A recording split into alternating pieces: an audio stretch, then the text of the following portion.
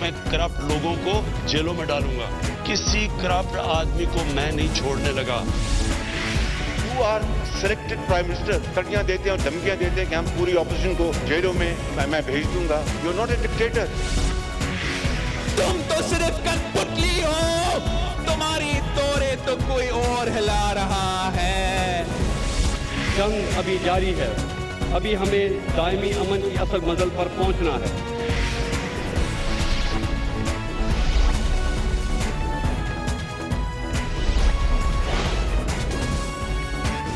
आप देख रहे हैं खबरों, तबसरों और तज्जियात पर मबनी पाकिस्तान का सबसे मोतबर न्यूज शो दुनिया, कामरान खान के साथ। अस्सलाम वालेकुम, मैं हूँ कामरान खान। आज पाकिस्तान में कोरोना वायरस से मुतासर अफराद की तादाद 7,300 से तजावुज़ कर गई है। इस जानलेवा वायरस से मुतासरा 137 अफराद पाकिस्तानी इंतकाल कर चुके हैं। इस वक्त पंजाब में 3,300, सिंध में कोरोना के तकरीबन 2,200 से ज़ायद, KP में भी 1,000 के करीब केसेस सामने आ चुके हैं। बलूचिस्तान में ये तादाद 300 बढ़ चुकी है। पिछले 48 घंटों में पाकिस्तान में कोरोना वायरस की तशख़ीस के एतबार से बहुत अहम रहे हैं। 11,804 टेस्ट किए गए पिछले 48 घंटों में, जिनमें 1,040 नए केसेस सामने आए और 28 अमवात रिपोर्ट हुई हैं। साथ ही 230 मरीज इस दौरान सेहतियाब हुए हैं। पिछले एक हफ्ते से पाकिस्तान में कोरोना के रोज़ाना औसतन 200 से 300 मरीज़ों की तशख़ीस हो रही थी, जबकि औसतन रोज़ाना 3,500 टेस्ट किए जा रहे थे। मगर सिर्फ कल के रोज़ पाकिस्तान में अभी तक सबसे ज़्यादा यानी 6,272 टेस्ट किए गए और टेस्ट की तादाद में इजाफे के साथ ही केसेस की तादाद में इजाफा हुआ है। गोया के टेस्ट दुगने हो गए, पाकिस्तान में कोरोना के मरीज़ भी दुगने हो गए हैं। पाकिस्तान में कोरोना की तशख़ीस के लिए टेस्ट की सलाहियत में वाज़ेह बेहतरी आई है। पिछले महीने 15 तारीख तक पाकिस्तान में सिर्फ 472 टेस्ट किए गए थे। आज वज़ीर आज़म के मामले ख़ुसूसी डॉक्टर ज़फ़र मिर्ज़ा ने कहा कि इस महीने के आखिर में हर रोज़ 20,000 टेस्ट किए जा सकेंगे।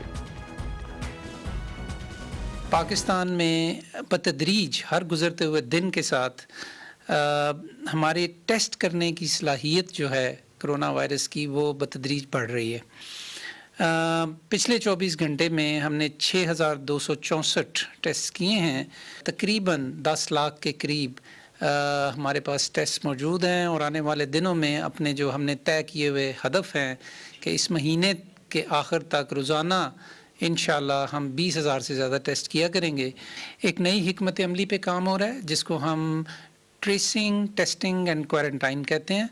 ये पॉलिसी ऐसी है कि जिसके ज़रिए हमें बहुत मदद मिलेगी इस वबा की तशख़ीस करने में लोगों में, और फिर उनको कंटेन करने में, यानी कि उनको आइसोलेट करने में, और नतीजा उसका फिर वो यही होगा कि हम इसके फैलाव। पंजाब में सरकारी सतह पर रोज़ाना टेस्ट की सलाहियत अब 4,200 तक पहुँच गई है और पंजाब में तकरीबन 10,000 रैंडम टेस्टिंग का आगाज़ भी हो रहा है। पाकिस्तान में कोरोना की कोविड-19 की ताज़ा तरीन सूरत हाल के लिए आज हमें जो ज्वाइन करेंगे जनाब डॉक्टर राना सफदर, जो कि सरबराह हैं इस वक्त इस बीमारी की सर्विलेंस और रिस्पॉन्स टीम के, जो कि डिवीज़न बनाया गया है नेशनल इंस्टीट्यूट ऑफ हेल्थ के अंदर।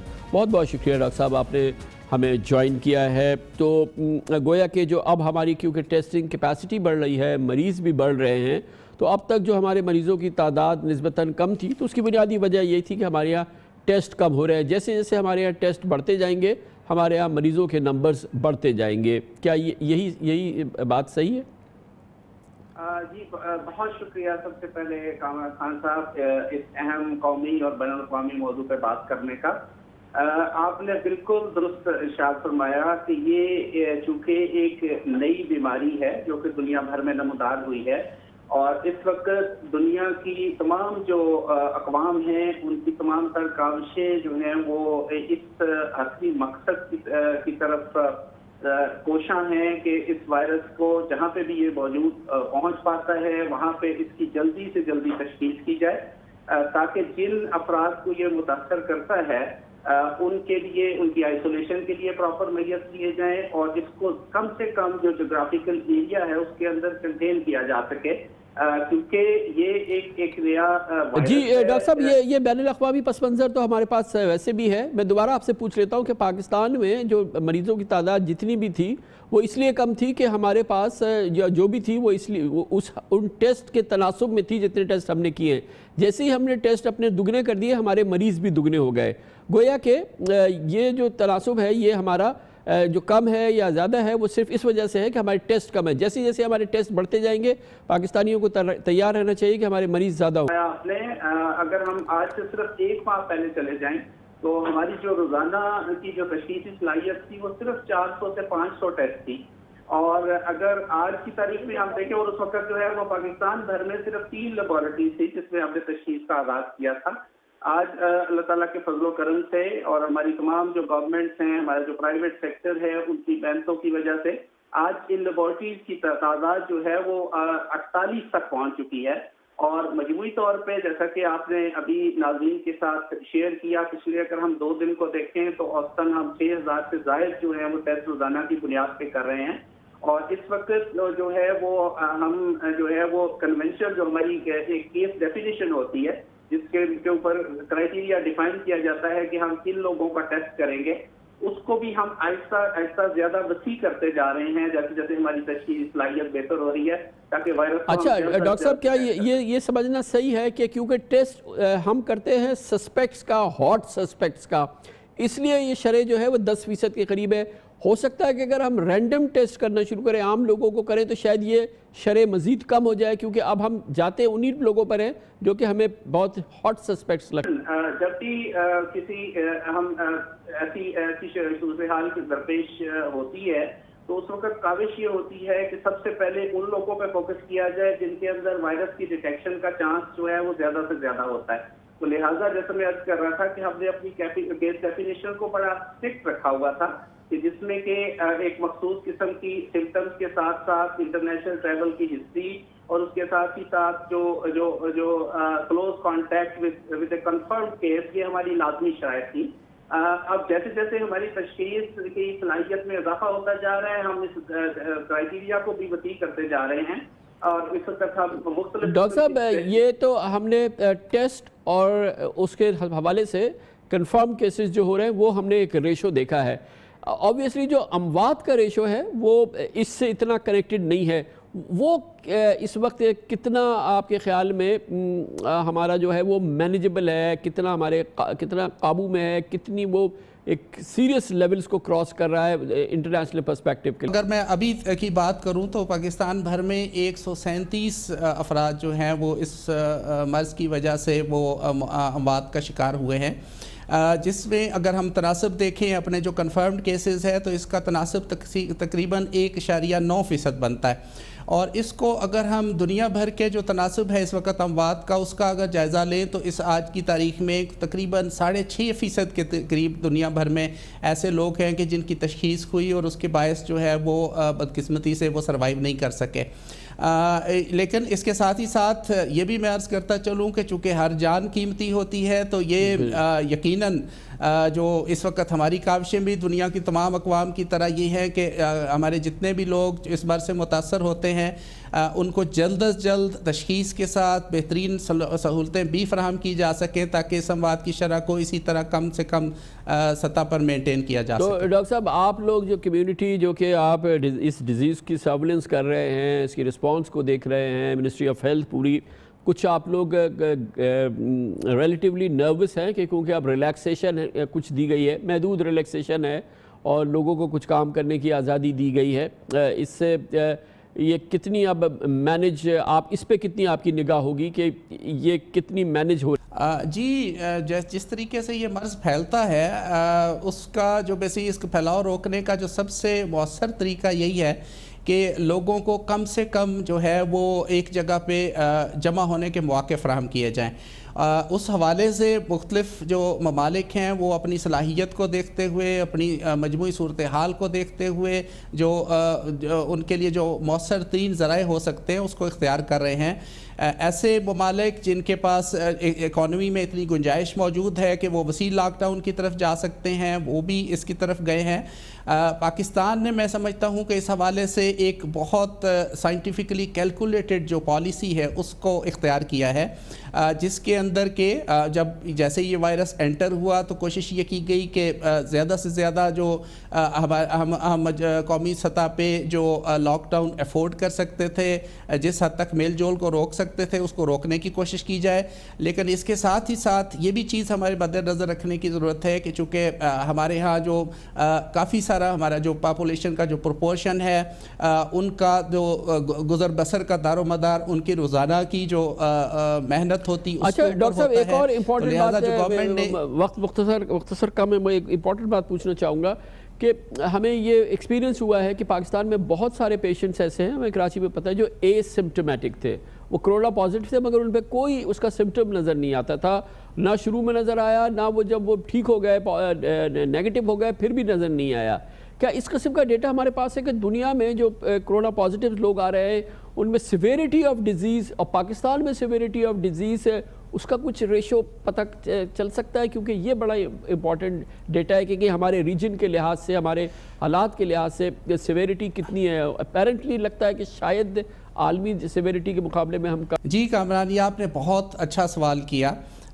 यकीनन अगर हम जो है वो इस वक्त दुनिया भर की जो शरह है उसका अगर हम जायज़ा लें तो बज़ाहिर ये लगता है कि जो पाकिस्तान के अंदर जो हमारी पॉपुलेशन की जो इफ़ेक्ट हो रही है इसके साथ, वायरस के साथ, और अगर मैं आज के आपके साथ फिगर शेयर करूं तो तकरीबन 75% हमारे ऐसे लोग में ये वायरस हम कंफर्म हुआ है जिनकी के उम्रें 50 साल से कम हैं।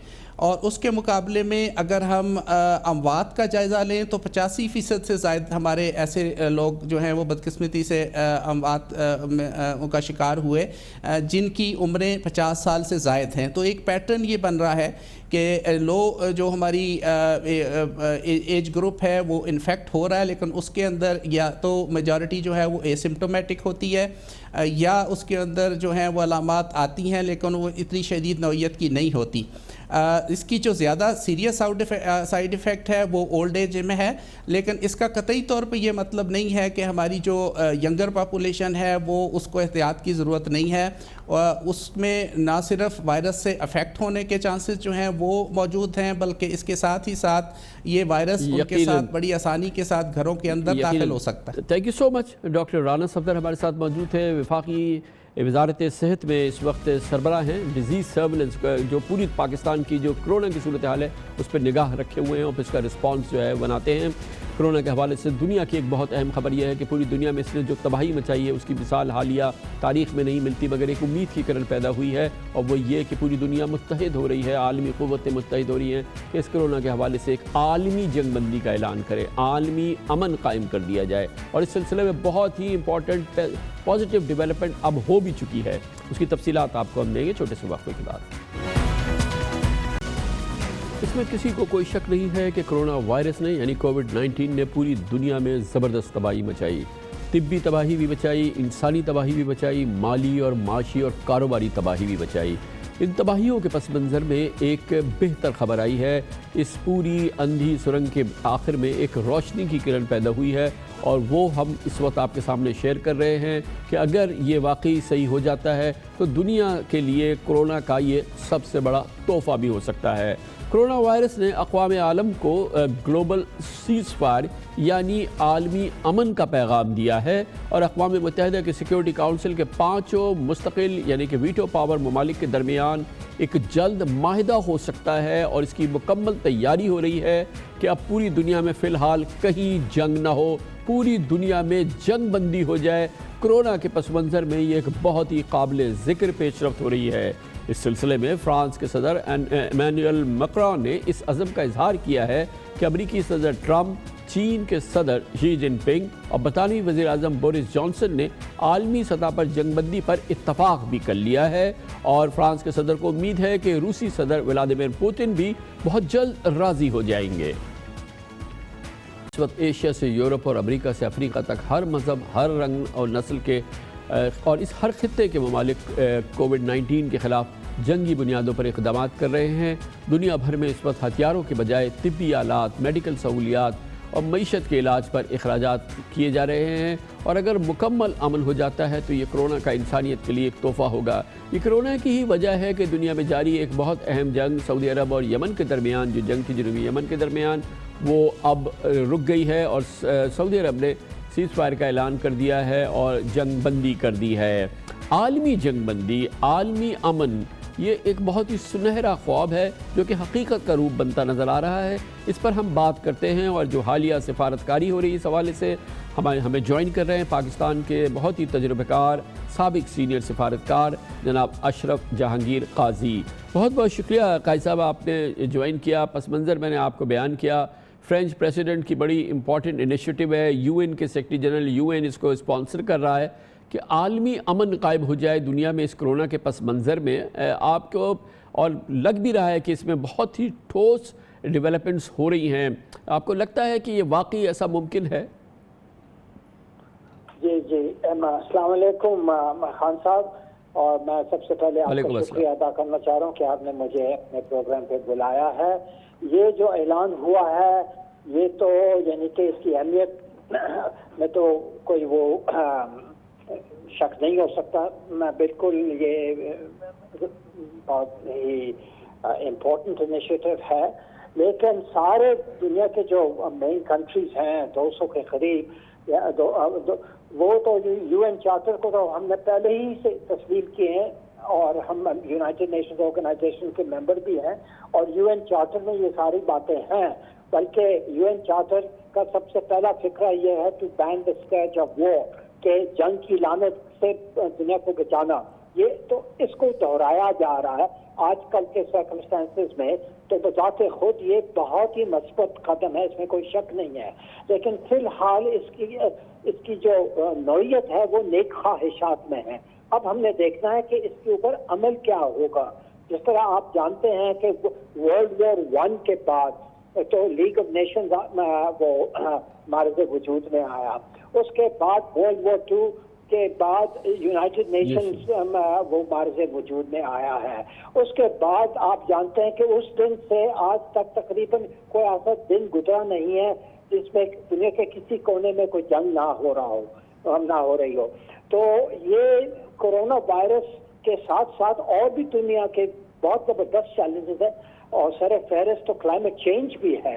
لیکن قاضی صاحب آپ نے جیسے فرمایا بالکل صحیح بات ہے کہ یہ ول کی بات ہے اور یہ ایک کمٹمنٹ کی بات ہے، اور لیکن اس لیے اس کی شاید گنجائش اور اس کی امیدیں زیادہ بہتر ہو رہی ہے کہ دنیا بہت بری طرح سے اس وقت کووڈ-19 کے سلسلے میں پھنسی ہوئی ہے، لوگوں کے ریسورسز جو ہیں وہ بری طرح سے کنزیوم ہو چکے ہیں۔ اس معاملے میں امریکہ 3.5-4 ٹریلین ڈالر اس میں لگا چکا ہے، پوری دنیا جو ہے اس کی معیشت جو ہے وہ بہت تباہ حالی کے حوالے سے ہے۔ تو اس پورے معاملے میں یہ اس خوش خیالی کی کافی گنجائش ہے کہ سب مل کے ایک عالمی امن معاہدے پہ دستخط کر دیں۔ فی الحال ویسے بھی کسی کے پاس لڑنے کی سکت ہے نہ گنجائش۔ یہ بات آپ کی بالکل 100% صحیح ہے، لیکن بالآخر انما الاعمال بالنیات، نیت اگر ہو، آپ جانتے ہیں بڑے پاورز کی جو نیت رہی ہے ماضی میں وہ تو ڈومیننس کی ہے، کہ کس کے اوپر سیطرت ہو سکے، کس کے اوپر وہ حاوی ہو سکتے ہیں۔ آپ دیکھیں یہ جتنی بھی جنگیں ہوئی ہیں، اور آج تک امریکہ کی طرف سے جو آ رہا ہے، ایران کے اوپر ان کے سینکشنز ہیں، چین کے اوپر وہ یعنی ذمہ داری لگانے وہ الزام لگا رہے ہیں کہ آپ کی وجہ سے یہ کرونا شروع ہوا ہے۔ تو ہم امید کرتے ہیں کہ لوگ اس کرونا وائرس سے کچھ سیکھ چکے ہوں گے، اور میں سمجھتا ہوں کہ بالکل وہ یہ امن کی اشد ضرورت کا احساس پھیلا ہوا ہے، اس میں کوئی شک نہیں ہے۔ لیکن جب انشاءاللہ اس یعنی کہ کرائسس سے ہم گزر جائیں گے تو آپ دیکھتے ہیں ہسٹری تو یہ بتاتی ہے کہ پھر سے ایسا ایسا وہی اسی وہ پچھلے جو والے بری عادتیں جو ہیں ہم آسانی سے چھوڑتے نہیں ہیں۔ لیکن یہ یو این سیکرٹری جنرل کی طرف سے بہت اچھا انیشیٹو ہے، اور بہت سارے کنٹریز، اہم کنٹریز، پرماننٹ ممبرز نے تقریباً سب نے ہاں کہا ہے۔ تو یہ پھر سے یو این چارٹر کا اعادہ ہوگا، بلکہ میں تو سمجھتا ہوں یو این چارٹر کا کچھ ریفارم ہونا چاہیے تاکہ آج کل کے جو چیلنجز ہیں اس کے مطابق وہ ریلیونٹ ہو جائے. اور یونائٹڈ نیشن سیکیورٹی کونسل کا ریفارم جو ہے جو بہت زمانے سے چلی آ رہی ہے یہ پرابلم ہے, لیکن اس کے اوپر کوئی اتفاق نہیں ہو رہا ہے, تو اس کے اوپر بھی پیش قدمی کی ضرورت ہے. بہت شکریہ جناب اشرف جہانگیر قاضی ہمارے ساتھ موجود تھے, پاکستان کے سینئر سابق سفارتکار. یقیناً بہت ہی ٹھوس, بہت ہی حوصلہ افزا ڈیولپمنٹ ہے. عالمی قوتیں اکٹھی ہو رہی ہیں کہ دنیا میں کرونا کے پس منظر میں ایک عالمی جنگ بندی کا اعلان کر دیا جائے, پوری دنیا میں امن کا اعلان کر دیا جائے. کمرشل بریک, اس دوران آپ نیوز ہیڈ لائن دیکھیں گے, اس کے بعد ہم اپنے پروگرام کے واقعے کے ساتھ واپس آتے ہیں. آپ دیکھ رہے ہیں خبروں, تبصروں اور تجزیات پر مبنی پاکستان کا سب سے معتبر نیوز شو دنیا, کامران خان کے ساتھ. پاکستان کے بدخواہوں میں آج آہو بقا مچی ہوئی ہے. اس کی وجہ یہ ہے کہ پاکستان کی زبوں حال, معیشت اور انتہائی دگرگوں کاروباری صورتحال میں بہتری کی ایک بہت بڑی صورتحال پیدا ہوئی ہے. راتوں رات پرسپشن بدلا ہے اور معیشت و کاروبار کے حوالے سے پاکستان کے متعلقہ شعبے میں ایک مثالی جوش و جذبہ سامنے آیا ہے. کرونا کے باوجود اور کرونا کے پس منظر میں پوری پاکستانی قوم کے لیے امید کی ایک بہت بڑی شمع اللہ تعالیٰ کے ایک فضل و کرم سے روشن ہو گئی ہے. حالات ایسے پیدا ہوئے ہیں پچھلے 48 گھنٹوں کے دوران کہ روزگار کی فراہمی کے لیے اب پاکستان کی تاریخ کا سب سے امپورٹنٹ اور ایک تاریخی کنسٹرکشن پیکج اب سے تھوڑی دیر قبل ایک صدارتی آرڈیننس کے ذریعے جاری کر دیا گیا ہے. عمران خان حکومت کا پچھلے 1.5 سال کے دوران یہ سب سے بڑا انیشیٹو ہے جو پاکستان کی معیشت کو ایک بہت ہی اس کے لیے گیم چینجر ثابت ہو سکتا ہے. اب تمام ماہرین کہتے ہیں کہ اگلے 4-5 سال کے دوران یہ ناممکن نہیں ہے کہ اس ملک میں 1 کروڑ نئی نوکریاں پیدا ہو اور 50 لاکھ نئے مکانات کی تعمیر ہو سکے. یہ ناممکن قطعی طور پہ اب نہیں ہے. اسی دوران پاکستان میں ایک بہت بڑی ڈیولپمنٹ ہوئی ہے. کل اسٹیٹ بینک آف پاکستان نے شرح سود میں 2% کمی کر کے اس کو سنگل ڈیجٹ یعنی 9% پر پہنچا دیا, اور اس کے لیے یہ ایک بہت ہی امپورٹنٹ ڈیولپمنٹ ہے جو کہ کنسٹرکشن پیکج کے ساتھ جوڑ کے دیکھا جائے تو ہر لحاظ سے پاکستان کی معیشت و کاروبار کے لیے ایک گیم چینجر ہے. اس کی گواہی دی آج پاکستان اسٹاک ایکسچینج نے, جہاں پر آج اس کی تاریخ کا اہم ترین دن تھا. آج پاکستان اسٹاک ایکسچینج کا انڈیکس 1502 پوائنٹس یعنی کہ 4.8% اضافے بند ہوا. آج پاکستان اسٹاک ایکسچینج کی تاریخ میں پہلی بار اس قدر تیزی دیکھنے میں آئی کہ ٹریڈنگ ہالٹ لگا, یعنی کہ شیئرز کی لین دین کو 1 گھنٹے کے لیے روکنا پڑا. اس سے پہلے ایسا کبھی نہیں ہوا تھا. دوسری جانب ایک اور اچھی خبر, جیسا کہ میں نے عرض کیا, اللہ تعالیٰ کے فضل و کرم سے صورتحال میں بہتری سے بہتری آتی جا رہی ہے. جب عالمی مالیاتی اداروں کی جانب سے کل پاکستان کے قرضوں کی وصولی کو 1 سال کے لیے مؤخر کر دیا گیا, اور جو اس سال پاکستان کو قرضوں کے بین الاقوامی قرضوں کے سود کے حوالے سے جو تقریباً $10 ارب کی ادائیگی کرنی تھی وہ مؤخر ہو گئی ہے. نہ صرف یہ کہ وہ مؤخر ہوئی, کل IMF نے بہت تیزی سے پاکستان کے لیے 1 ارب 40 کروڑ کے اضافی فنڈز کی منظوری بھی دی. اس کا اثر کیا ہوا؟ اس کا بھی ایک اللہ تعالیٰ کے فضل و کرم سے زبردست اثر ہوا. جب کرنسی مارکیٹ میں جاری تلاطم تھم گیا, انٹر بینک میں یعنی کہ سرکاری شرح ڈالر کی $3.38 سستی ہو گئی اور $163.50 کا, اب معاف کیجیے گا, ایک موقع میں تو $163 کا ہو گیا تھا, پھر $163.50 کا ڈالر ہو گیا.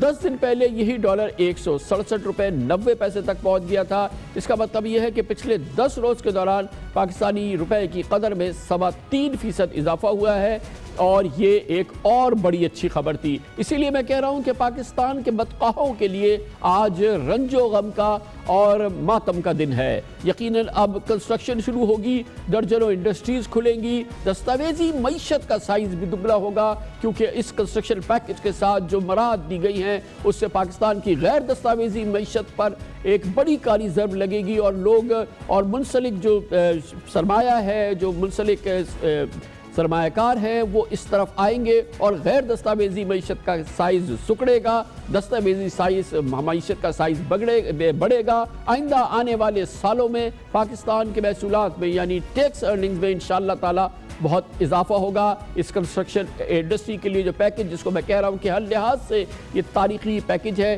اس کے ساتھ ایک منفرد ایمنسٹی اسکیم بھی ہے جس کے تحت اس سال کنسٹرکشن سیکٹر میں سرمایہ کاری پر ذرائع آمدن نہیں پوچھے جائیں گے. بلڈرز اینڈ ڈیولپرز سے اسکوائر فٹ یا فی مربع گز کی بنیاد پر فکس ٹیکس لیا جائے گا. سیمنٹ, سٹیل کے علاوہ تمام تعمیراتی سامان اور سروسز پر کوئی ود ہولڈنگ ٹیکس نہیں رہے گا. بلڈرز یا ڈیولپرز کی جانب سے شیئر ہولڈرز کو ادا کیے گئے ڈیویڈنڈز پر بھی کوئی ٹیکس نہیں ہوگا. 500 گز تک کے مکان اور 4000 مربع فٹ کے فلیٹ پر کیپٹل گین ٹیکس بھی نہیں اب لیا جائے گا. نیا پاکستان ہاؤسنگ اسکیم میں سرمایہ کاری پر 90% ٹیکس معاف ہوگا اور یہ سب سے بڑا ایونیو ہوگا سرمایہ کاری کے حوالے سے اور پاکستان میں کنسٹرکشن انڈسٹری کو ایک نئی اونچائی پہ لے جانے کے لیے. تعمیرات کو صنعت کا درجہ دے دیا گیا ہے. کنسٹرکشن انڈسٹری ڈیولپمنٹ بورڈ بنایا جائے گا. بلڈرز اینڈ ڈیولپرز کو 31 دسمبر 2020 تک اپنا سرمایہ بینک اکاؤنٹس میں جمع کرانا ہوگا اور ستمبر 2022 تک کے منصوبوں کو گرے سٹرکچر تک مکمل کرنا ہوگا. آرڈیننس کا اطلاق موجودہ نامکمل منصوبوں پر بھی ہو سکتا ہے جو اسکیم میں رجسٹر ہوں گے. اس کے علاوہ لسٹڈ کمپنیز اور ریل اسٹیٹ انویسٹمنٹ ٹرسٹ یعنی ریٹس کے پبلک ہولڈرز, ان کے رشتہ دار, بے نامی دار اور جرائم کے سرمایہ پر اس کا اطلاق نہیں ہوگا.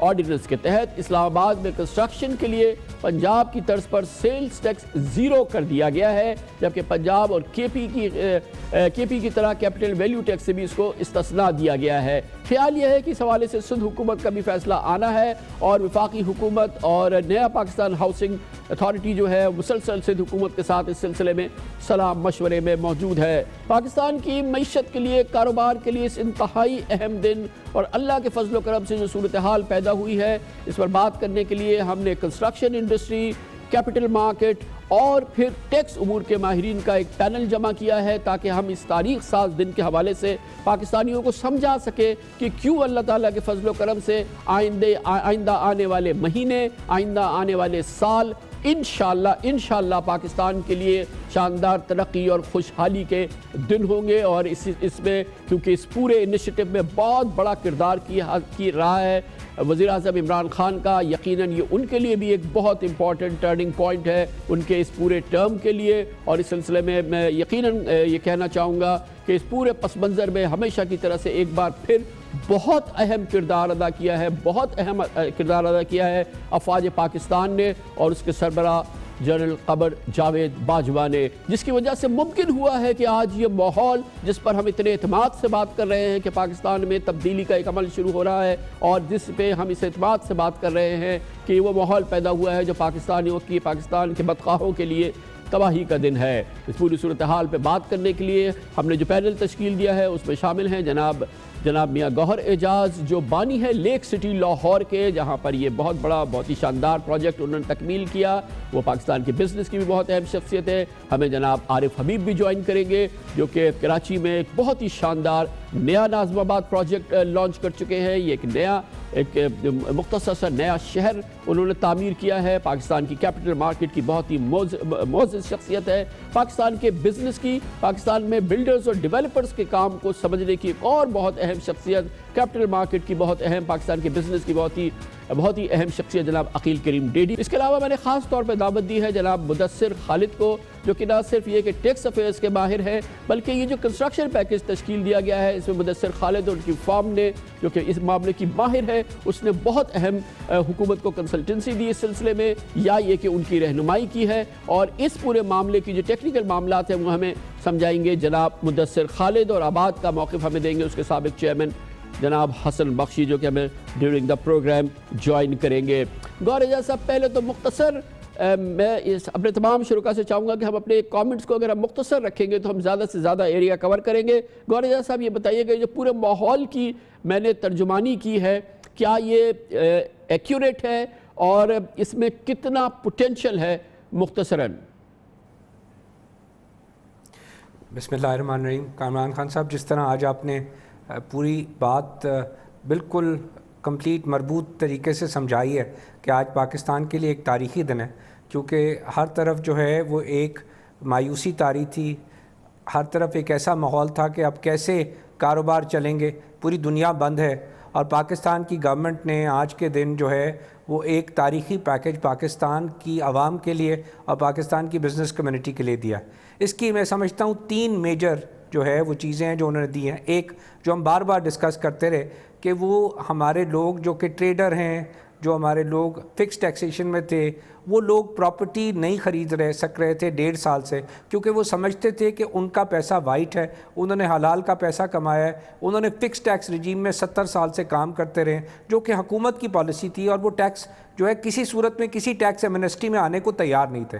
ان لوگوں کے لیے آج بہت بڑی خوشخبری ہے کہ حکومت نے ان کی بات مانی ہے اور ان کے لیے یہ 111 جو انکم ٹیکس آرڈیننس تھا اس کی شرط ختم کر دی ہے. اب وہ پیسہ اگر وہ لگائیں گے اس پلاٹ میں جس پہ انہوں نے گھر بنانا ہے تو اس کے لیے ان سے کوئی سوال نہیں پوچھا جائے گا اس پیسے پہ. یہ سب سے بڑی شرط ہے جو کہ 20 ٹریلین روپے میں کہتا ہوں کہ ہمارے ہاں لوگوں کے پاس پڑا ہے, اور وہ سمجھتے ہیں کہ جناب ان میں سے بیشتر لوگوں کو گھر بنانے کی ضرورت تھی اور وہ لوگ گھر میں پیسے رکھ کے بیٹھے تھے, لیکن وہ پیسہ سائیکل میں نہیں آئے گا. اور اس کے اندر جو دوسری چیز سب سے بڑی ہے کہ اس کو انہوں نے منسلک کر دیا گھر بنانے سے. اس کا مطلب ہے کہ وہ صرف پلاٹ نہیں خریدے گا, اس کو گھر بنانے کے لیے جیسے چلے گا اس کے ساتھ 50 صنعتیں منسلک ہیں. وہ 50 صنعتوں کا پہیہ چلے گا اس پیسے سے جو کہ 20 ٹریلین روپیہ, اور 20 ٹریلین جو میں بول رہا ہوں آپ سمجھیں کہ پورے بینکنگ سیکٹر میں آج 20 ٹریلین روپے ہے. تو پیسہ چاہیے جب گھومے گا تو تمام صنعتیں جو ہمارے ملک میں 50 صنعتیں جس کے اوپر اس وقت 20 سے 25% پرفارمنس پہ چل رہی تھی, وہ تمام اپنی فل کیپیسٹی پہ, مجھے اللہ سے پوری امید ہے کہ اس پیکج کے بعد وہ اپنی پوری کیپیسٹی پہ چلنے کے قابل ہو جائیں. اسی گفتگو کو آگے بڑھاتے ہیں. عارف حبیب صاحب یہ بتائیے گا کہ میں نے جس ماحول کی بات کی اس میں اللہ کے فضل و کرم سے صرف یہ تاریخی کنسٹرکشن پیکج نہیں ہے, ہمارا انٹرسٹ ریٹ پچھلے 24 گھنٹے کے دوران اب سنگل ڈیجٹ ہو گیا. ہمیں IMF سے نیا ایک قرضہ مل گیا $1.40 کروڑ کا. ہمیں ہمارے جو ایکسٹرنل ڈیٹس تھی اس کی جو پیمنٹس تھی انٹرسٹ پیمنٹ وہ رول اوور اس کا ہو گیا. یہ کئی چیزیں اکٹھی ہو کے جو ہے یہ ایک مثالی اللہ کے فضل و کرم سے ماحول بنائے نا. عارف حبیب صاحب یہ گیم چینجر ہے نا پاکستان کے موجودہ معاشی اور کاروباری صورتحال کے حوالے سے. بالکل, آئی تھنک یہ اللہ کا بہت بڑا کرم ہے اور بہت ہی فضل ہے. ہم سب کو اللہ تعالیٰ کا شکر ادا کرنا چاہیے کہ ایسے حالات پیدا ہوئے کہ جس کی وجہ سے جو ہے یہ انٹرسٹ ریٹ میں کمی ہو رہی ہے, اور آپ نے دیکھا کہ ایک مہینے کے اندر کوئی 4.25% جو ہے وہ کم ہو گیا ہے. اور مجھے امید ہے کہ اسٹیٹ بینک گورنر کل آپ کے پروگرام میں کہہ رہے تھے کہ وہ الرٹ ہیں اور سچویشن کو مانیٹر کر رہے ہیں, اور اگر کوئی اور بھی فیصلے اس قسم کے کرنے ہوں گے تو وہ یہ فیصلے کریں گے. پھر سب سے بڑی بات جو آپ نے بتائی وہ ہے کہ IMF کا جو ہے وہ فیسلٹی آنا یہ $1.4 بلین کے قریب, پھر ورلڈ بینک اور ایشین ڈیولپمنٹ بینک کی فیسلٹیز جو ہے ان پروسیس ہیں, اور یہ G20 والا جو ہے جو فیسلٹی ہے آئی تھنک یہ بہت ہی زیادہ پاکستان کے لیے ریلیف ہے. اور یہ اس سال میں آپ کو تو پتہ ہے کہ اب یہ 2020 اور 2021 کے اندر $12 بلین کی جو ہے سالانہ ہماری ڈیٹ سروسنگ اوبلیگیشن ہے. تو وہ اوبلیگیشن جو ہے اس میں یہ ریلیف مل جانا, اور اس کو ایک جو ہے وہ فیسلٹی کے طور پہ 2022 سے جو ہے وہ سالانہ کچھ سالوں میں اس کو جو ہے وہ ڈسٹریبیوٹ کر دینا, یہ میں سمجھتا ہوں کہ پاکستان کے اوپر بہت بڑا جو ہے پریشر ہے وہ کم ہو جائے گا. اور اس سے حکومت جو اسٹرگل کرتی تھی کہ اپنے جو ڈیٹ سروسنگ کے لیے اور ان کو جو ہے وہ ڈیٹ لینے کے لیے جو ہے وہ ایفرٹس کرنی پڑتی تھی, اس میں ان کو کافی جو ہے وہ ریلیف آئے گا, ریزروز بڑھیں گے اس سے. تو اسی وجہ سے آپ نے دیکھا کہ انٹرسٹ ریٹ گرنے کی وجہ سے اور اس کی وجہ سے اسٹاک ایکسچینج میں بھی ہم نے جو ہے وہ بہتری دیکھی, اور ہم نے جو ہے وہ کرنسی مارکیٹ میں بھی جو ہے وہ بہتری دیکھی. تو آئی تھنک پھر اس کے ساتھ ساتھ عقیل کریم ڈیڈی صاحب آپ بتائیے گا کہ یہ جو پورا ماحول میں نے ذکر کیا اس میں سب سے امپورٹنٹ چیز جو ہے ظاہر ہے کہ ہمارا روپیہ تھوڑا مستحکم ہوتا نظر آ رہا ہے, ہماری اسٹاک مارکیٹ بہتر ہو رہی ہے, ہماری کنسٹرکشن پیکج تو مارکیٹ کے بند ہونے کے بعد آیا, اس کی یہ ساری چیز ہے. پھر باہر کی ہماری جو پریشرز تھے ایکسٹرنل ڈیٹس کے وہ ہمارے ریزالو ہو رہے ہیں. یہ اللہ تعالیٰ یہ ساری چیزیں ایک وقت پہ کر سکتا ہے, ظاہر ہے کہ کسی ایک کے بس کی بات نہیں ہے. اور اس میں سب سے اہمیت چیز جو آپ کے نزدیک گیم چینجر ہے وہ کیا ہے؟ देखें कामरान भाई, मुझे लगता है सारी बातें आप बता चुके हैं और इसमें कोई शक नहीं है कि पाकिस्तान बिल्कुल गेम चेंजर की तरफ जा चुका है और आने वाले दिन पाकिस्तान की इकनॉमी के लिए बहुत ही अच्छे दिन होंगे। और मैं ये समझता हूँ कि जो आपने सबसे बड़ी बात की कि जो लोग पाकिस्तान के बदख्वाह हैं इनके मुंह पे तमाचा होगा। आप सिर्फ ये देखें कि आपके पास इस वक्त एक ऐसा प्राइम मिनिस्टर मिला है जो मुसलसल बिजनेस कम्युनिटी से राब्ते में है, दिन रात वो पाकिस्तान की इकनॉमी के लिए काम करता है। और उन्होंने कोई एक आज ये जो हाउसिंग का पैकेज नहीं है, आप पीछे चले जाए, जहाँ जहाँ जिस जगह पे डिफ़िकल्टीज़ हुई है उन्होंने उस मसले को हल किया है। और आप यकीन करें, मैं आपको यकीन से कह सकता हूँ, जो आपने कहा ना कि जॉब क्रिएशन, मैं कहता हूँ बहुत बड़ी जॉब क्रिएशन होगी पाकिस्तान की इकनॉमी के लिए, लोगों के लिए। जो डॉलर लेने वाले लोग हैं, मैं समझता हूँ उनके लिए भी अच्छी खबर ये नहीं है। आने वाले दिनों में आप रुपये को स्ट्रॉन्ग होता हुआ देखेंगे। आने वाले दिनों में पाकिस्तान के रिजर्व जो $25 बिलियन पे चले जाएंगे। और इसके साथ साथ आप ये भी देखेंगे कि जो एक्टिविटीज़ पाकिस्तान में बहुत ज़्यादा बढ़ती हुई देखेंगे। ग्रोथ पाकिस्तान की तरफ आप देखेंगे, लोग कह रहे थे कि शायद पाकिस्तान 1.5-2% से ज़्यादा ग्रोथ अचीव नहीं कर सकेगा। मैं समझता हूँ पाकिस्तान इससे कहीं हो सकता है, इससे डबल ग्रोथ अचीव करे।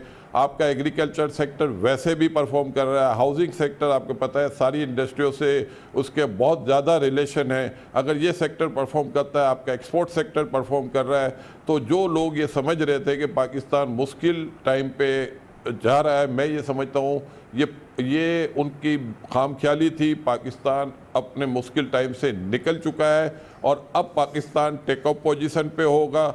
और ये सिचुएशन पाकिस्तान में पहले कभी भी किसी ने नहीं देखी होगी। आने वाला टाइम पाकिस्तान के लिए बहुत ही ज़बरदस्त खबरें लेके आएगा। और आप ये देखेंगे कि इस पाकिस्तान में जो एक्टिविटीज़ होगी अनबिलीवेबल होगी। लोग बड़े से बड़े प्रोजेक्ट में इन्वेस्टमेंट करेंगे। और इस वक्त मैं समझता हूँ कि ये अपॉर्चुनिटी आपको सीपेक के हवाले से भी मिलेगी। बाकी जगहों पे सबसे बड़ी बात है कि प्राइम मिनिस्टर इंग्लैंड ने एक बात जो की है जिसको हमें भी सोचना चाहिए, और उन्होंने कहा है कि अब चाइना से हम उस टाइप की ट्रेड नहीं कर पाएंगे और इशारा यही है कि वो उनके बिज़नेस अब दूसरी तरफ जाएगा। तो ये भी अपॉर्चुनिटी है पाकिस्तान को मिल सकती है। हमारे पाकिस्तानी बिजनेसमैनों को अब चाहिए कि अपने आप को एक्टिव करें।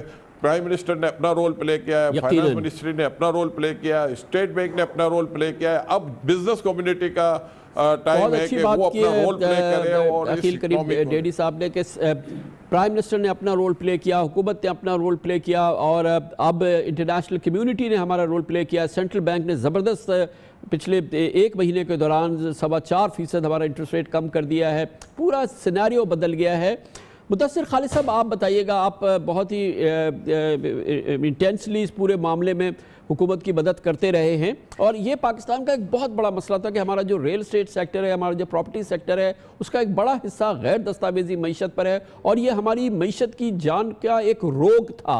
और अब इसके अंदर जो इनिशिएटिव दिए गए हैं और इसकी वजह से हमारी जो जीडीपी थी वो बहुत श्रिंक रहती थी क्योंकि ये पूरा मामला हमारे बुक्स के बाहर होता था। क्या हम ये अस्यूम करें कि अब इस माहौल के बाद, इन इंसेंटिव्स के बाद, जो इस पैकेज में और टैक्स जो अमेंडमेंट ऑर्डिनेंस है इसके ज़रिए जो चीज़ें सामने आई हैं, ये मसला जो है पाकिस्तान इसको अब रिजॉल्व करने की तरफ जा रहा है। इंशाअल्लाह ताला पाकिस्तान के सेक्टर में जो एक्टिविटी होगी वो ऑर्गेनाइज सेक्टर में होगी और अब वो पूरी डॉक्यूमेंट होने जा रही है। ये क्या सबसे बड़ा ब्रेक थ्रू है? जी बिस्मिल्लाहिर्रहमानिर्रहीम। कामरान साहब, पहले तो बहुत बहुत शुक्रिया, आपने मुझे अपने शो में लिया। ये ऐसा मैटर था जिसके अंदर प्राइम मिनिस्टर का विज़न जो है वो उसको हमने आज ट्रांसलेट किया है। जी फाइनली गवर्नमेंट को ये बहुत ख्याल था कि पाकिस्तान की इकॉनमी को अगर रिवाइव करना है तो construction sector is one of them, कि अगर इस सेक्टर को नहीं चलाएंगे तो जॉब्स क्रिएट नहीं हो सकती, अगर इस सेक्टर को नहीं चलाएंगे तो और जो इकॉनमी के एरियाज़ हैं वो रिवाइव नहीं हो सकते।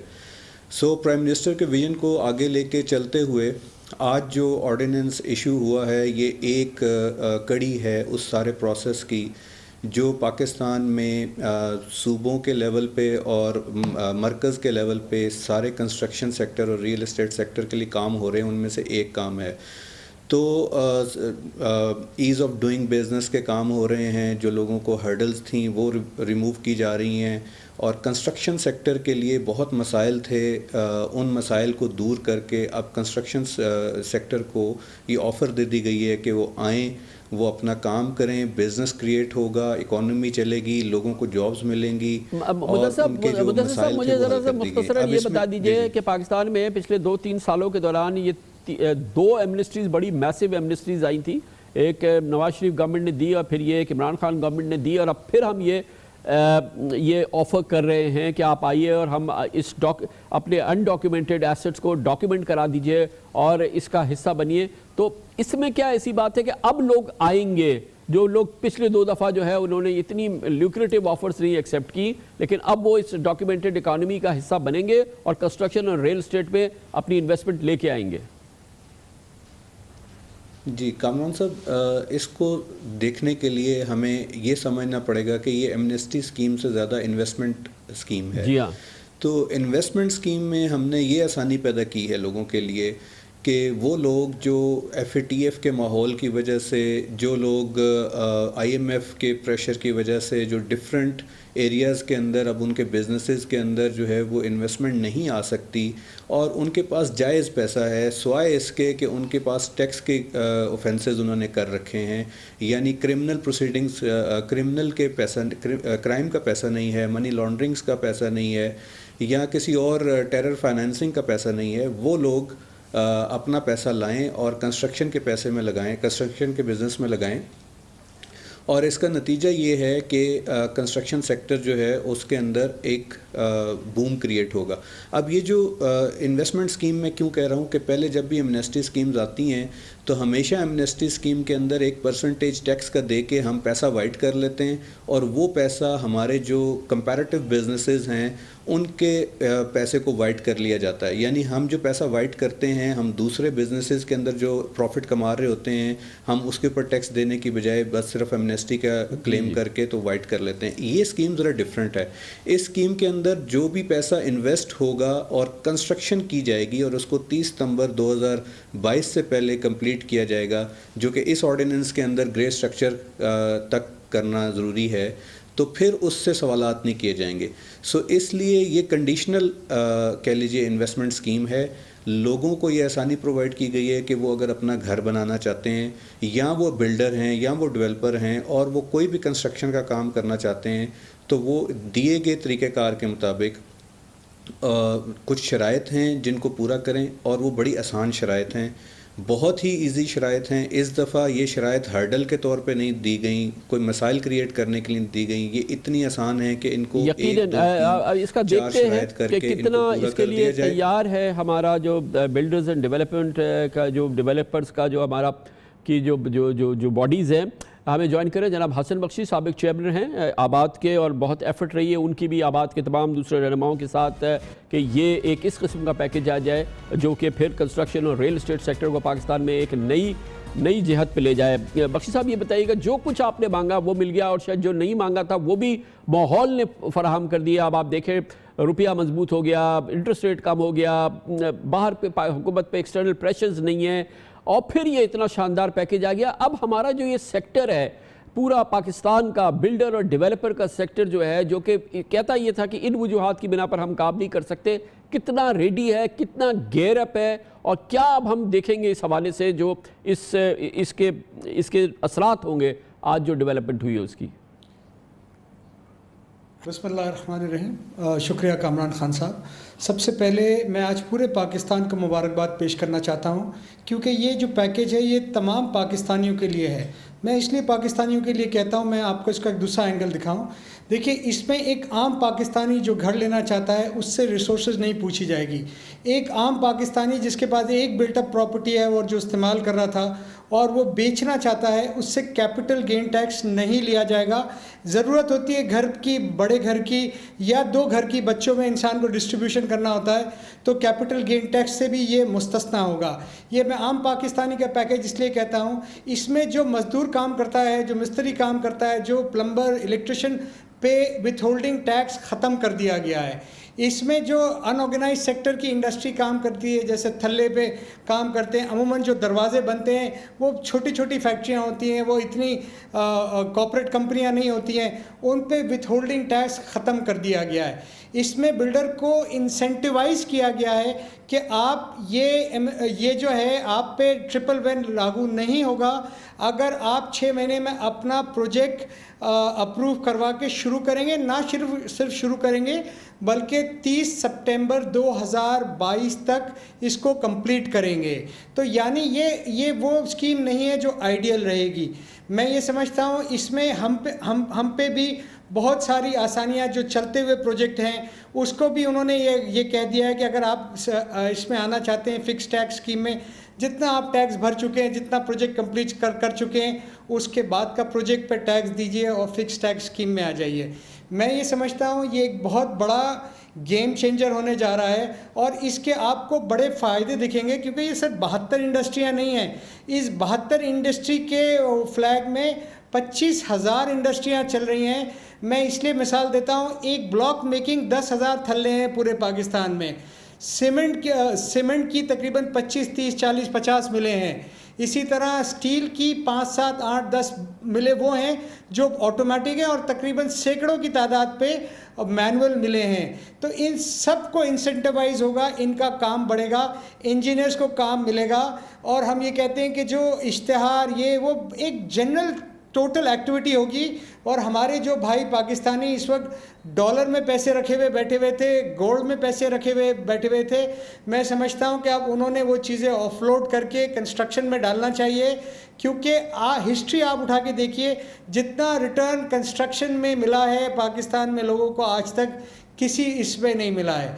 और सबसे बड़ा इसमें जो एक गवर्नमेंट का भी जो फ़ायदा है, जो किसी ने पॉइंट आउट नहीं किया, मैं करता हूँ कि 72 साल में जो हाईएस्ट टैक्स कलेक्ट हुआ है कंस्ट्रक्शन सेक्टर से इन एनी गिवन 1 ईयर, उसका अगले साल 100% बढ़ेगा। पाकिस्तान की हिस्ट्री में कंस्ट्रक्शन सेक्टर से 100% टैक्स भरेगा। एंड इंशाल्लाह ताला जो हमारी ख्वाहिश थी कि we wanted to be the highest tax paying industry in Pakistan, मैं ये समझता हूँ खान साहब की मदद से, आप तमाम भाइयों की मदद से हम वो अपना गोल अचीव करेंगे। और इस इंडस्ट्री में अब आप बहुत से लोग देखेंगे जो प्राइवेट लिमिटेड में भी आएंगे और इन द फ्यूचर वो आप प्राइवेट लिमिटेड कंपनीज भी पब्लिक लिमिटेड कंपनीज बना के उनके बहुत शुक्रिया जी जी हसन बख्श साहब, बहुत इंपॉर्टेंट बात है। आप और हमारा तमाम पैनल मौजूद रहे क्योंकि हमें एक कमर्शियल ब्रेक लेना है। बहुत छोटा सा कमर्शियल ब्रेक लेते हैं, फिर हम वापस आते हैं और ये बहुत ही इंपॉर्टेंट डिस्कशन है, जारी रखेंगे। वेलकम बैक, हमारा डिस्कशन जारी है। और अब गौरेजा साहब आप बताइएगा कि जिस वक्त ये हम सब चीज़ें लॉन्च कर रहे हैं, अनफॉर्चुनेटली पूरी दुनिया में हमारे यहाँ की भी कैफियत है वो कि हमारे यहाँ फिर भी काबू से बाहर नहीं है। ये जो कोविड-19 की सिचुएशन है ये हमें क्या हमें कम्प्लीटली पैरालाइज कर देगी उस वक्त तक जब तक ये सिचुएशन रिस्टोर नहीं होती। क्योंकि गवर्नमेंट ने कंस्ट्रक्शन के हवाले से कंसेशन दे दिए हैं, उन्होंने कहा कि जी कि आप एक्टिविटी करें, ग्रे स्ट्रक्चर आप बनाएं। तो कितना इक्विप्ड है हमारा ये जो कंस्ट्रक्शन सेक्टर है इसको लॉन्च करने के लिए? हाँ साहब, मैं आपकी बातें सुन रहा था, बड़ी खूबसूरत सब ने बातें की आज। और मैंने फिर ये रिपीट करता हूँ कि आपने सबसे पहले जो है पाकिस्तान को सलाम पेश किया कि पाकिस्तान की आवाम में खुशी पहले। सबसे बड़ी बात यह है कि आज पाकिस्तान की आवाम को जो है इस पे खुश होना चाहिए कि पाकिस्तान में एक्टिविटी वापस आ रही है।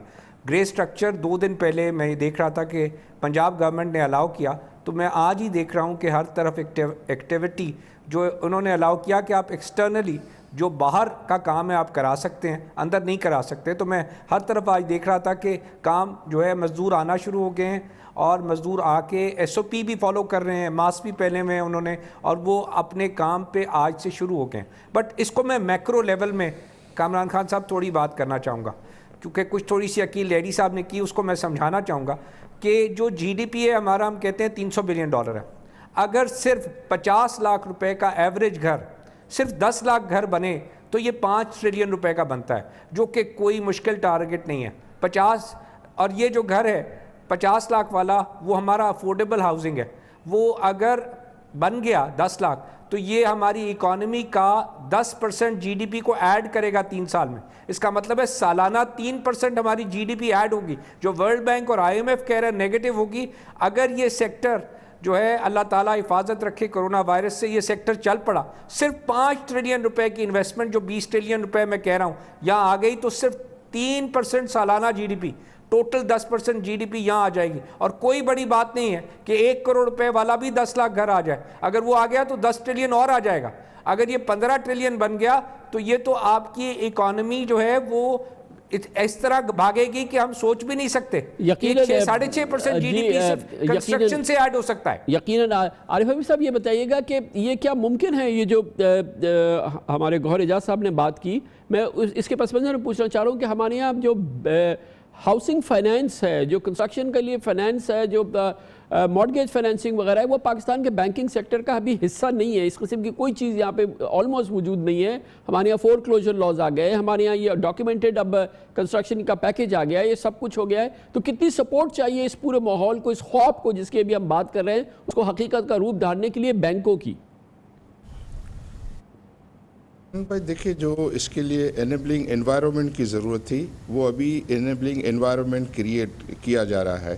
آئی تھنک یہ صرف یہ ہے کہ صرف خالی پالیسی جو ہے وہ آپ کو کام نہیں دے گی, کیونکہ آپ کے لیے ضروری ہے, جس طرح یہ کہا گیا کہ اب یہ سارے جو ہے مارکیٹ پارٹیسپنٹس کے اوپر جو ہے وہ ذمہ داری آتی ہے, ڈیولپرز پہ یہ ذمہ داری آتی ہے کہ وہ زیادہ جو ہے وہ محنت سے کام کریں, وہ محنت سے کام کر کے یہ انیبلنگ انوائرمنٹ کا پورا فائدہ اٹھائیں. آپ نے یہ بات پوچھی تھی کہ جو ہے وہ پچھلی ایمنسٹیز آئی تھی, اور اس ایمنسٹی میں کیا چیز ہوگی کہ جو لوگوں کو جو ہے وہ اٹریکٹ کرے گی. اور اس کو حسن بخشی صاحب نے بڑے اچھے طریقے سے بتایا کہ یہ جو ایمنسٹی ہے یہ بڑے پیسوں والوں کا مقصود نہیں ہے, یہ ان لوگوں کے لیے ہے کہ جو پہلی دفعہ لائف میں اپنا گھر جو ہے خریدیں گے, اپنی دکان خریدیں گے, اپنی آفس خریدیں گے.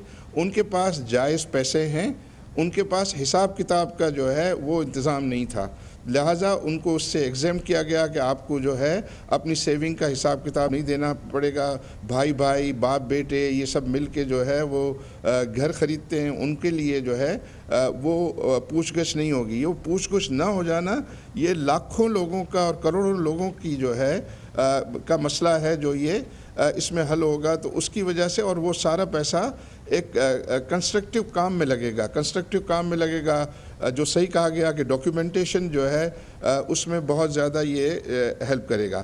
تو اس میں آئی بلیو کہ یہ جو اس انوائرمنٹ میں جو ہے وہ ہمیں چاہیے کہ مسلسل اس کو مانیٹر کریں اور اس کے لیے انشور کریں کہ یہاں صحیح طریقے سے جو ہے. عقیل صاحب, میں آپ سے یہ پوچھنا چاہوں گا کہ یہ جو پورا ہمارا سیکٹر ہے, اس میں ایک بڑا مسئلہ ہے, اور یہ صرف کراچی تک محدود نہیں ہے, بلڈنگ کنٹرول اتھارٹی کراچی تک محدود نہیں ہے, ایل ڈی اے میں بھی ہے, سی ڈی اے میں بھی ہے. یہ کرپشن کا ایک پہاڑ ہے, منبع ہے, اور یہ جو ہے اب کیا اس اتنے زبردست پیکیج میں یہ تو نہیں ہوگا کہ یہ اربوں کے جو یہ رشوتیں ہیں یہ خربوں میں بدل جائیں, اور پھر یہ پورا جو اس کا فائدہ عوام تک پہنچنا ہے وہ نہ پہنچ سکے. اس کو کرپشن سے شاید ہم آزاد تو کبھی نہیں کر سکتے, اس پورے ماحول کو کرپشن میں کی کمی کرنے کے لیے کیا کچھ کیا جا سکتا ہے؟ ایم شور کہ عمران خان صاحب کرنا چاہیں گے, نیب کو متحرک ہونا پڑے گا, C D A building control authorities اور ایل ڈی اے وغیرہ کو ہونا پڑے گا, اور یہ سندھ کی پنجاب کی حکومتوں کو ہونا پڑے گا. کیسے ہم اس کو یقینی بنائیں کہ یہ جو فائدہ ہے, اس کا آدھا فائدہ جو ہے یہ جو سیوک اتھارٹی کے حکام ہیں یہ نہ کھا جائیں, یا جو رولنگ پولیٹیشنز ہیں وہ نہ کھا جائیں اسے؟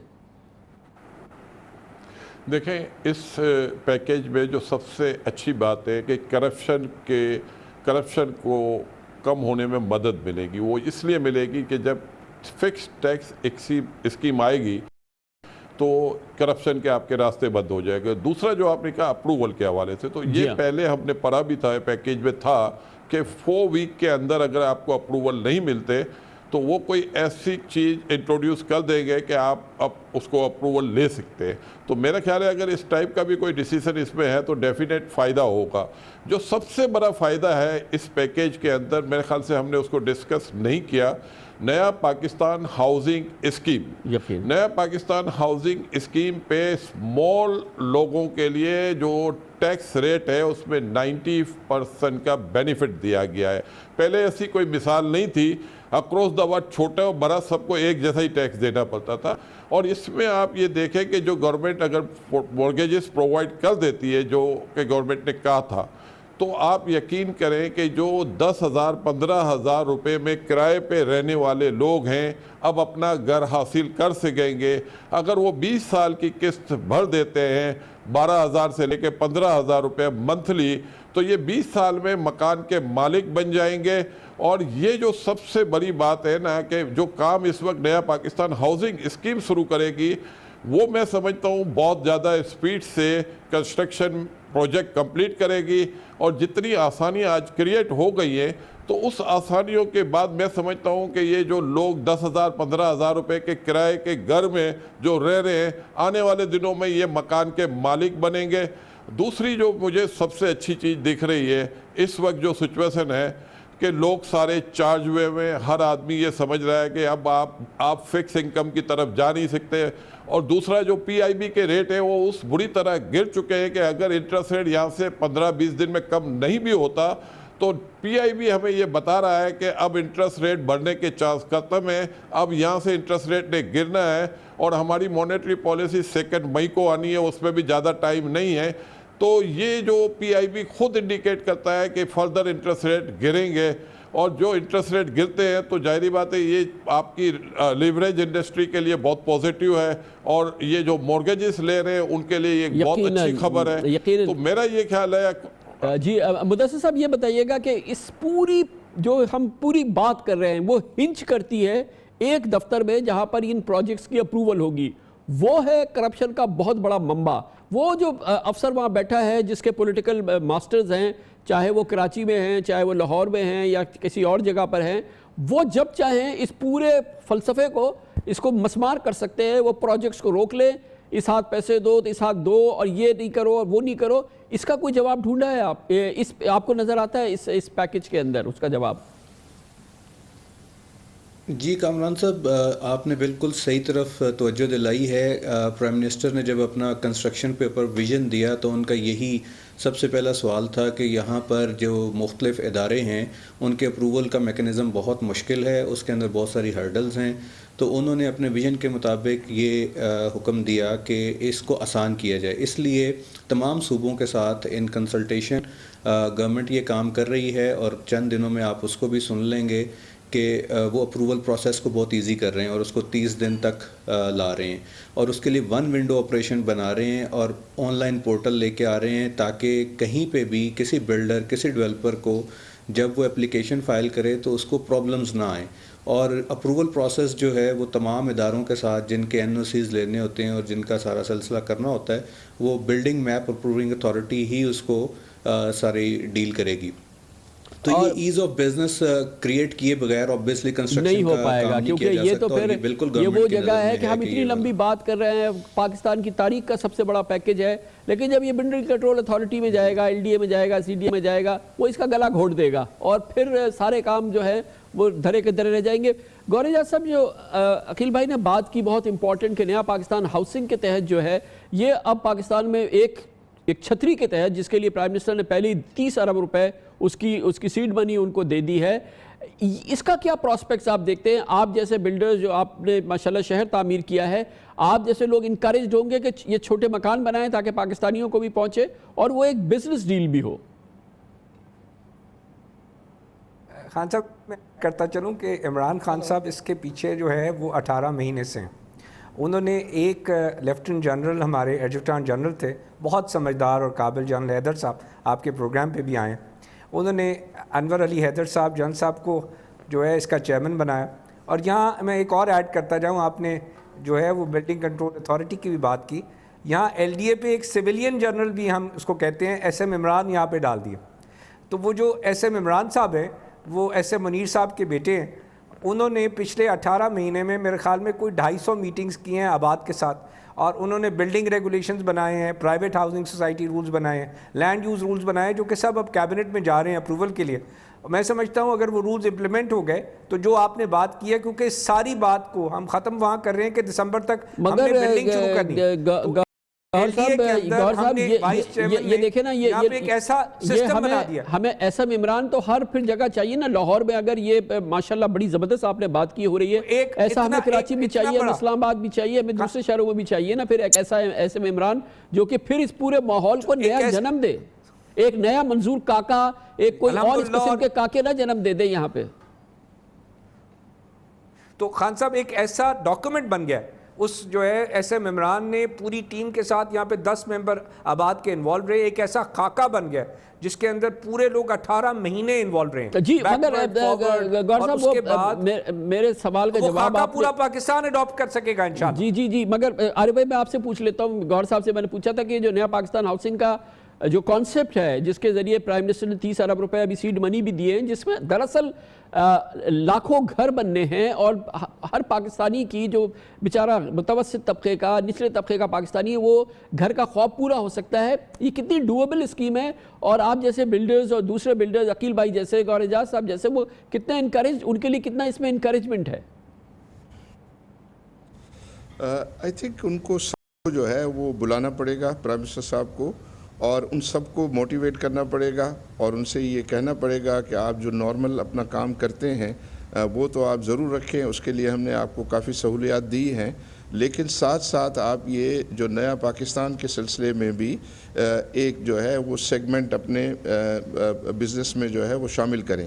اور اس کے لیے ڈیفینیٹلی اس کے اندر جو ہے وہ یہ چیز رکھی گئی ہے, جیسے اس میں ٹیکس کی ایگزمپشن جو ہے وہ زیادہ دی گئی ہے کہ فکس ٹیکس جو ہے وہ صرف 10% لگے گا, 90% کم ہوگا. تو ڈیفینیٹلی الٹیمیٹلی جو اس کے بائرز ہیں ان تک یہ بینیفٹ جو ہے وہ پہنچے گا.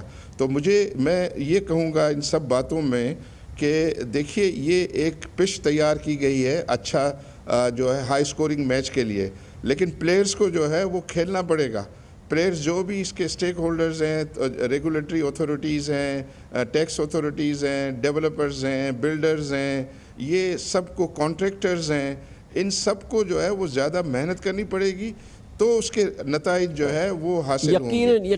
یہ صرف یہ ہے کہ یہ خالی سے عقیل بھائی آپ بتائیے گا کہ ہمارے بلڈرز جو ہیں یہ جن قسم کے منافعوں میں کھیلتے ہیں وہ بہت ہی میگنیفیسنٹ منافع ہوتے ہیں, 50%, 100%, 150%, 200% کی بات کرتے ہیں. جو نیا پاکستان ہاؤسنگ ہے جو کہ ہر پاکستانی کو جس سے فائدہ ہونا چاہیے, اور جو کہ پھر اصل انقلاب بپا کرے گا, اس میں اس کو کیسے اٹریکٹیو بنائیں گے جنرل حیدر صاحب, پرائم منسٹر, کہ پھر اس میں ویسے ہی اس انداز سے کام ہو جو کہ پھر پاکستان کی تقدیر بدلے؟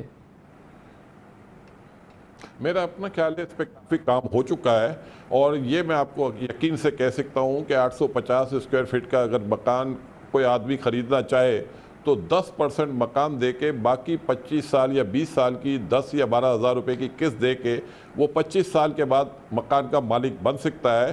اور اس مکان کی میکسیمم اگر آپ انٹرسٹ ملا کے بھی کاسٹ لیں گے تو 25 لاکھ اور 30 لاکھ کے بیچ میں ہوگی, اور 25-30 لاکھ کے بیچ میں ہونے والی, اور منتھلی اگر وہ 12,000 روپے دیتا ہے, تو میں نے پہلے بھی کہا تھا کہ اس بندے کو جو کرایہ وہ دے کے مکان میں رہ رہا ہے, اس کو کرائے کا پیسے صرف قسطیں دینی ہے بینکوں کو, اور وہ مکان کا مالک بن جائے گا. مکان کا قبضہ اس کو 2 سال میں مل جائے گا. اور میں آپ کو یقین سے کہتا ہوں ایسے بہت سارے پروجیکٹ پائپ لائن میں ہیں. یہ آرڈیننس کے بعد آنے والے دنوں میں سب سے پہلے جو گیٹ سے یہ پروجیکٹ نکلیں گے اور اس کے اوپر کام شروع ہوگا, اور یہی بنیاد بنے گی پاکستان کی انڈسٹری کو پرموٹ کرنے.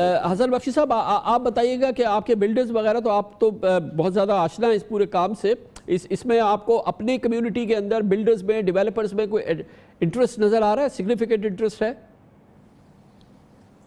جی بہت پازیٹیو انٹرسٹ ہے, اور ہر آدمی مینٹلی تیار ہے کہ جیسے ہی یہ تھوڑا سا وائرس کا سلسلہ کم ہو اس میں کام کریں. میں کامران خان صاحب اس میں ایک بات شیئر کروں, نیا پاکستان کی جو آپ نے کی, دیکھیں انہوں نے بہت ہی اچھا پیپر بنایا ہے اگر میں اپنا پروجیکٹ نیا پاکستان میں لے جانا چاہتا ہوں تو مجھے اس میں 30 سے 35% افورڈیبل ہاؤسنگ ڈالنی پڑے گی، اور نیا پاکستان مجھے اپروول کرا کے دے گی، اور وہاں کلائنٹس کو تقریباً 4 سے 5% پہ لون ملے گا. تو یہ ضروری نہیں ہے کہ نیا پاکستان کی زمین میں ہی وہ پروجیکٹ کیا جائے، کوئی بھی آدمی اپنا پروجیکٹ بھی زمین اس میں لے جا سکتا ہے، بشرطیے 30 سے 40% اس میں لو کاسٹ ڈالے. تو یہ ایک بہت اچھا ایونیو ہے اور لوگوں کو انکریج کرے گا، جس میں آپ کا وہ سوال کا جواب بھی مل گیا کہ تمام ایجنسیز سے اپروول بھی ود ان 1 month نیا Pakistan housing and development authority کروا کے دیں گی. تو یہ جو ہے ہر جگہ جہاں یہ پروجیکٹ بنیں گے سر، وہاں افورڈیبل ہاؤسنگ بھی ساتھ ساتھ بنتی جائے گی. ایک بات یہ ہو گئی. دوسری بات، ہمارے لوگ چونکہ اس پیکج سے 6 مہینے سال سے ہم سب اس پہ کام کر رہے تھے اور اس کا انتظار کر رہے تھے. میں یہ سمجھتا ہوں کہ ایوری بڈی از گیئرڈ اپ، اور اب ہماری آنکھیں سندھ بلڈنگ کنٹرول اور سندھ کے چیف منسٹر صاحب پہ ہیں کہ وہ یہاں پر بھی اسی قسم کی ایک انرجی لے کے آئیں اور اپروول پروسیس آسان کریں، تاکہ سندھ انشاءاللہ تعالیٰ یہ ہاؤسنگ اور کنسٹرکشن ملٹی سٹوری اسپیشلی اس میں لیڈ کرے. بہت بہت شکریہ جناب حسن بخشی، جناب عقیل کریم ڈیڈی، جناب عارف حبیب، گوہر اعجاز صاحب اور مدثر خالد صاحب. پاکستان کے معیشت کے لیے، کاروبار کے لیے آج جو ماحول بنا ہے، جس کے ہم نے آپ کو ثبوت پیش کیے ہیں، یہ پاکستان کے لیے پھر ہم کہیں گے گیم چینجر ہے، جس میں کنسٹرکشن پیکج ہے، اس کے علاوہ ہمارا جو انٹرسٹ ریٹ کم ہوا ہے، پورا ماحول جو ہے وہ بن گیا ہے، اور اب اللہ کے فضل و کرم سے اس کی حمایت شامل رہی تو یہ ایک بہت بڑی تبدیلی آنے جا رہی ہے. بہت اس کے لیے محنت کی ہے، ہمیں ریکگنائز کرنا پڑے گا. پرائم منسٹر عمران خان نے پچھلے 1.5-2 سال سے جب سے ان کی حکومت آئی، ان تمام چیزوں کے لیے وہ دن رات کام کر رہے تھے، اور یقیناً وہ بہت کام کیا، اور جس کا کہ اب باقاعدہ پھل مل سکتا ہے پوری قوم کو. اور اس میں بہت امپورٹنٹ پس منظر میں کردار ادا کیا ہے افواج پاکستان نے، جو مسلسل کردار ادا کرتی ہے، سامنے نظر نہیں آتا. Chief of army staff general Qamar Javed Bajwa کا اس سلسلے میں بھی بہت ہی کلیدی کردار رہا ہے، جو آج ہم اتنا خوبصورت ماحول دیکھتے نظر آ رہے ہیں، جس کا آج ہم تقریباً جشن منا رہے ہیں. اور یہ جو کنسٹرکشن پیکج ہے، اس حوالے سے ایک اور بہت امپورٹنٹ کام دن رات کام کیا ہے پچھلے 1 سال کے دوران لیفٹیننٹ جنرل ریٹائرڈ انور علی حیدر نے، جو کہ چیئرمین ہیں نیا پاکستان ہاؤسنگ اتھارٹی کے. اور اس شخصیت نے بھی جس انداز سے کام کیا، جو لوگ حکومت میں ہیں ان کو اندازہ ہے کہ یہ انتھک محنت کی ایک انمول مثال ہے. اس کے ساتھ ہی ہمارے آج کے پروگرام کا اختتام ہوتا ہے. سیٹرڈے سنڈے کی ہفتہ وار تعطیل رہتی ہے، پیر کو انشاءاللہ آپ سے پھر ملاقات ہوگی. پیر تک کے لیے کامران خان کو اجازت. اللہ حافظ ناصر. Hi, it's Sayyeda Shanaz here. Thank you for watching Dunya News. For more videos and updates, don't forget to click the subscribe button. Keep watching Dunya News.